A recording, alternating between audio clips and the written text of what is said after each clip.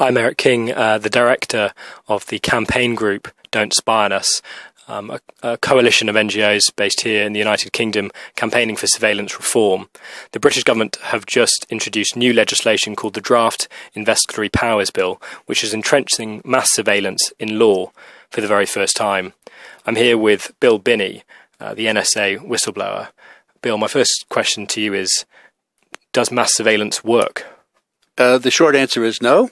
And the simple reason is because once you do this bulk acquisition of data, there's so much data that you get information on virtually everybody on the planet if you're looking on a wide scale. Otherwise, it's still bulk no matter if you try to limit it, it's still so much data that when they go through and make the queries to using word searches, which is the way they do it, I mean, that's documented from some of the Snowden material, that simply dumps so much data on their analysts every day to look at and to try to find bad people doing bad things. Well, that simply doesn't work because it's like getting a Google return every day of new material coming in every day and having to go through it. Well, that can be anywhere from tens of thousands to hundreds of thousands of items. There is no way analysts could do that. And so they functionally fail. And the result is attacks happen. They don't get stopped in the terrorist problem. And other things happen in other criminal activities and they don't get stopped because people can't see them because there's too much data. So you can't stop them in advance because you can't find intentions and capabilities because of the bulk acquisition. So it generates total failure. I mean, you know this because you used to work for the National Security Agency. What was it that you did for them? Well, most of my career there, I was analyzing and doing reporting and or solving codes and ciphers and data systems for the targeting the Soviet Union. But in the latter part of my career there, I became the technical director of the world, and it meant about 6,000 total analysts that were involved in analyzing and reporting issues on all the countries in the world.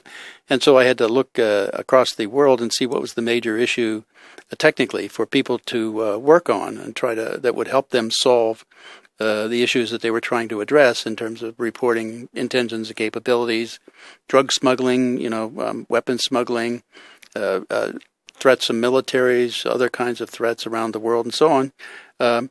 So the biggest problem I saw at that point was the explosion of digital communications and the phones and emails and things like that around the world.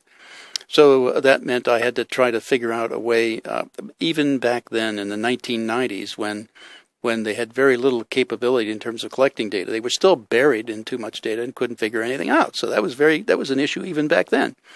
Now it's orders of magnitude worse because they're getting so much more data. But back then, the issue then became for me to say, what can we do to solve this and get the meaningful information to our analysts to do the right thing and report things against bad guys around the world?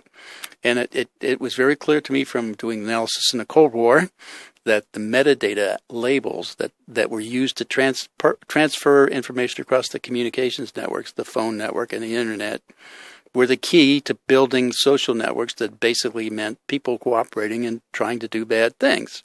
So that was the key to being able to do that. So once you did that, then you could focus in on and use that metadata from that social network you built to filter out data, and only that data or data related to it that was close in terms of the social networking. And that became the rich environment for information for the analysts to be able to use and stop things and detect things. So how is it, I mean, these agencies are notoriously secretive. How is it that we're able to talk now? You blew the whistle. What made you want to do that? Well, the initial reason why I did that was because the U.S. NSA was the primary executor of that. They were starting to spy on the entire population of the United States. Bulk acquisition was first targeted against U.S. citizens. Now everybody else in the world is just being treated like another U.S. citizen. We're all being bulk collected, content as well as metadata. It's not just metadata. So that was the main reason that I had to leave. I couldn't stay around and watch them destroy my constitutional rights and the constitutional rights of everybody in the country. And what's happened inside NSA since then? What trajectory is it on? Did things change after 9/11? Well, yes. I mean, after they did bulk acquisition on U.S. citizens, they went to the rest of the world. Then they started going to all kinds of information, not just phone calls and emails, but then they went to short messaging, financial transactions, credit cards, all that kind of information, pulling all that together. That was really what they wanted to do under Admiral Poindexter's Total Information Awareness Program, which was killed by Congress once they really knew about it. So this time they kept it all secret in the U.S. Okay, they didn't let Congress really know, so they never knew what they were voting on. So when an intelligence bill came forward, they all voted to pay for it or voted it through because they didn't realize what they were doing, and that's because they were all keeping it secret because they knew from the experience with Poindexter's TIA program back in 2003 that if they made it known what they were doing, that they would be stopped by Congress. So they kept it all secret. And so now the public knows a little bit more, thanks to your efforts and others, about what's going on.